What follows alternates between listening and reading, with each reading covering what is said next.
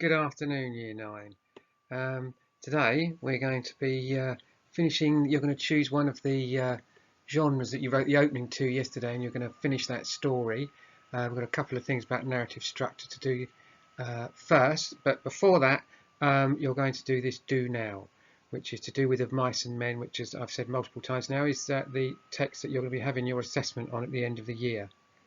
So here it is. What event does this quote foreshadow? Perform a close word analysis to support your answer. And the quote is, "That dog of Candy's is so goddamn old he can't hardly walk. Stinks like hell too. Every time he comes into the bunkhouse I can smell him for 2-3 days. Why don't you get Candy to shoot his old dog?" I will give you rather you will take, it shouldn't take you more than 5 minutes to do that. So you're going to perform a close word analysis, pick words out of that quote that foreshadow whatever event you think this discussion about Candy's dog foreshadows. That's 5 minutes. Okay, today's learning objective is to explore narrative structure and finish our genre stories. We've looked at narrative structure before, but it's important that we get it now, so we're going to do it again today. And we're going to apply it to the one of the genre stories that you wrote openings to yesterday. So the title is Narrative Structure and Finishing Our Genre Stories. Quick reminder here of why it is we're doing this, apart from the fact that it's it's good fun. It's something I do for pleasure. But if you're not one of those people, this is why we're doing it. In the writing section of paper 2, you're given a choice of 2 tasks to complete for the question 5. And question 5 is half the marks for the paper, so it's half the time for the paper. It's an hour. You have to write either a description or a narrative, as we discussed yesterday. So 15 minutes planning, 40 minutes writing, and 5 minutes proofreading. But don't worry about that today. That's just a little reminder of why it is we're doing this. In terms of structure, it's very easy to remember. The structure of narratives follow a pattern of rising action, where events get more exciting, leading to a climax, which is the most exciting part, and then falling action, where the events slow down. There is exposition at the start of that and denouement at the end of that as well. We'll come on to that in just a minute, but broadly, that's what you need to be thinking about. An opening where things get more and more fraught till there's a climax, and then it all calms down again afterwards. Now you've got your opening. You're going to have to pick one of the genre openings that you wrote yesterday, and then we're going to flesh that out into a whole story. You need to generate some content or ideas, so you can write down objects, items, animals, weather, sounds, characters, and places you could include in your story. So you could do that in a kind of free writing way when we were in the classroom that time.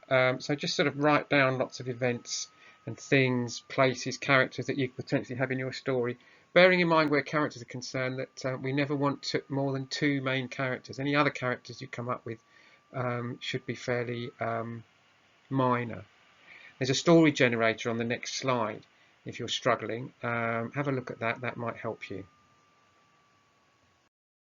A story generator here. If you're struggling with you've got your opening, but if you're struggling to move it on, you pick from the left one and you just sort of mix them up. So excluded, on the road, abducted by, an ancient evil thing. It's quite good that you can come up with lots of ideas there, but you're going to need to add your own details, obviously. Okay, in the last lesson you picked 2 genres and wrote openings for them. Pick one of them and plan out the whole story. There we are. Look, I've put a little diagram there for you. Exposition, which is simply the introduction of the characters and the situation at the start. That's where you get your setting and your 2 characters. And you might potentially have the opposites, objectives, cage and a clock part in there as well. And then at the juncture of exposition, where it goes up into rising action, that's where the conflict is. Something happens that starts that rising action. Could be anything really. It could be a knock on the door that starts the action, or it could be a building collapsing. It's entirely up to you, but it has to be some type of conflict. Then it's all rising action after that till it reaches the climax, which is absolutely the most exciting part of the thing. And then after the climax, everybody's in a different sort of relationship to each other, and in the falling action things settle down.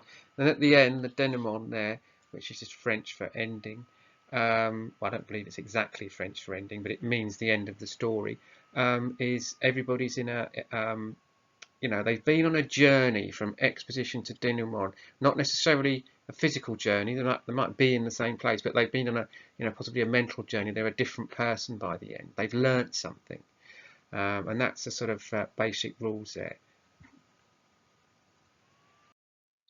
Now you have the rest of the lesson now to write that story. So do that and gather it from some of the openings that I've seen. I really, particularly is it Madeline I saw, hers was good. Amelia, I really liked yours too. I'm looking forward to seeing what you come up with the rest of those. Amelia, you'd actually written quite a lot of yours actually, but anyway, finish it thinking about narrative structure and so on, all of you that is, and send them to me and I'll give you achievement points and so on. So enjoy that, and I will speak to you next week. Thanks, Yanai.